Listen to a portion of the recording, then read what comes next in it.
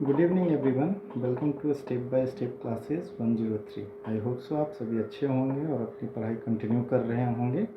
आइए आज हम पढ़ते हैं इंग्लिश ग्रामर, जिसमें हमारा टॉपिक है uses of shall be and will be. तो आइए इसको डिस्कस करते हैं कि शैल बी और विल बी का यूज़ कहाँ होता है, इसका मीन्स क्या होता है, इसको इस्तेमाल कैसे करते हैं। तो first of all, shall be and will be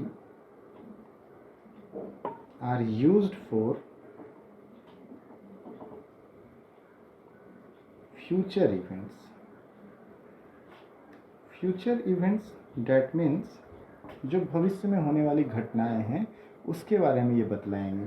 यानी भविष्य डेट मीन्स जिसके बारे में सोचा जाएगा, जिससे क्रिया के अंत में गागेगी होगा कि ये शैल एंड विल, इन दोनों का मतलब होता है गा, गे एंड गी। And be is also a verb, जिसका मतलब होता है होना।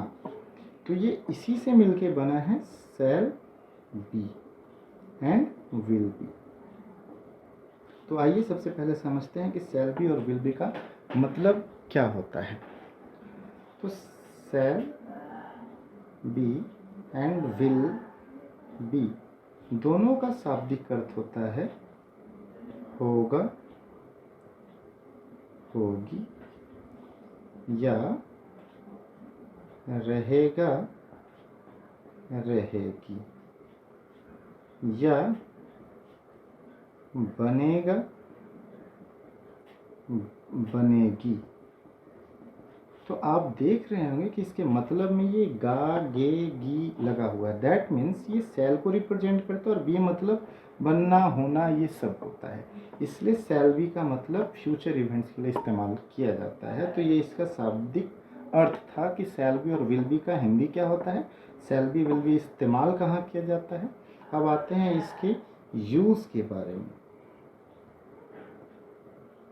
जनरली क्या होता है कि शैल बी के साथ आई एंड वी इस्तेमाल किया जाता है। आई डैट मीन्स मैं, वी मतलब हम या हम लोग, एंड विल बी के साथ ही, सी, इट, कोई भी नाम हो, दे, यू, etc, इन सब के साथ विल बी का यूज़ होता है। तो आइए इसको एग्जाम्पल्स पे समझते हैं कि इसका एग्जाम्पल्स कैसे होता है। तो एग्जाम्पल्स हैं इसके, फर्स्ट ऑफ ऑल लिखा हुआ है मैं डॉक्टर बनूंगा। आप देख सकते हैं इस सेंटेंस में भविष्य की बात की गई है कि मैं डॉक्टर बनूंगा, यानी ये भविष्य इवेंट्स को दिखा रहा है, यानी फ्यूचर इवेंट्स को दिखा रहा है। और यहाँ पे आप देख सकते हैं ये बनूंगा, दैट मीन्स बनना, दैट मीन्स बी, और गागेगी किसको रिप्रेजेंट करता है, तो shall be and will be को।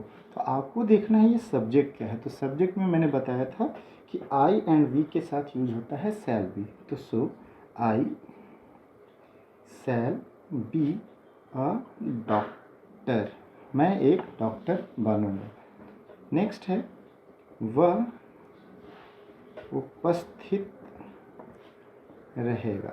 That means anyone is saying कि वह क्लास में उपस्थित रहेगा, बट सेंटेंस क्या है, वो उपस्थित रहेगा। तो यहाँ पे भी आप देख सकते हैं गागेगी है जो कि शैल और विल को रिप्रेजेंट करेगा, और रहना, बनना, होना सब बी को रिप्रेजेंट करता है। इस सेंटेंस में हमारा सब्जेक्ट है वह। तो यहाँ पे हम देख सकते हैं ही के साथ विल बी का यूज़ होता है। तो हम लिखेंगे ही विल बी अब्सेंट, वह अब्सेंट रहेगा। बट ये तो थी पॉजिटिव सेंटेंस की बात। अफर्मेटिव सेंटेंस इसको हम लोग बोल सकते हैं, affirmative. But in the case of negative हम इसका इस्तेमाल कैसे करेंगे। तो जैसा कि फर्स्ट सेंटेंस की बात थी कि मैं डॉक्टर बनूंगा, तो इस सेंटेंस में अगर मैं बोल दूं कि मैं डॉक्टर नहीं बनूंगा, तो I shall not then be. Sir हमेशा यहाँ पे नेगेटिव सेंटेंस शैल और बी के बीच में आएगा, ये आप हमेशा याद रखेंगे कि नॉट जो होगा नेगेटिव सेंटेंस हमेशा शैल और बी के बीच में ही पुट किया जाएगा। So I shall not be a doctor. Again वह उपस्थित रहेगा, that means he will not be absent. If anyone writing he will be not absent, that is wrong, but anyone is writing he will not be absent, that is right. मान लिया जाए मैं लिख रहा हूँ I will be a doctor, तो यहाँ पे आप देख सकते हैं कि I और will be के साथ इस्तेमाल होने वाला जो था shall be था, बट आपने इस्तेमाल किया will be। तो एंशियंट में शैल बी और विल बी इस्तेमाल होता था, तो आई के साथ और वी के साथ शैल बी इस्तेमाल होता था, but in modern era we are using will be everywhere, because will be का मतलब यहाँ पे ये हो जाता है कि ये उस चीज़ को अवश्य करेगा। So we are using in this era I will be a doctor, मैं अवश्य एक डॉक्टर बनूंगा। तो आप कहीं अगर देखते हैं कि आई के साथ सर शैल ना लिखकर कोई विल लिख रहा है, दैट मीन्स वो उस चीज़ पे क्या है, फोर्स डाल रहा है, या उस चीज़ के बारे में वो निश्चित है, अवश्य है, तब वो वहाँ पे विल के बारे में इस्तेमाल कर रहा है। तो इस चीज़ को देख के घबराना नहीं है, उसका मीनिंग समझना है, तब जा कर के आप समझ पाएंगे कि वो आई के साथ विल बी और शैल बी क्यों पुट कर रहा है। तो मैंने कि जैसे कि पिछले क्लासेस में बताया था कि अगेन मैं बता देता हूँ कि शैल बी और विल बी हैं क्या, तो ये इज ए मार वाज वेयर की तरह ही ये हमारे हेल्पिंग वर्ब्स हैं, एक्जुलियरी वर्ब हैं या सपोर्टिंग वर्ब हैं, क्योंकि ये हमें सेंटेंस को फॉर्म करने में हमारी मदद करते हैं, सपोर्ट करते हैं, इसीलिए इन्हें सपोर्टिंग वर्ब, हेल्पिंग वर्ब भी कहा जाता है। उम्मीद करता हूँ आप इस चीज़ को समझ गए होंगे। लेकिन इसमें एक चीज़ और है, सॉरी मैंने नहीं बताया तो मैं बता देता हूँ। अगर आपको इसका इंट्रोगेटिव बनाना हो तो आप क्या करेंगे, तो आप करेंगे शैल आई बी अ डॉक्टर, ठीक है। अगेन निगेटिव बनाना हो तो shall I not be a doctor, shall I not be a doctor.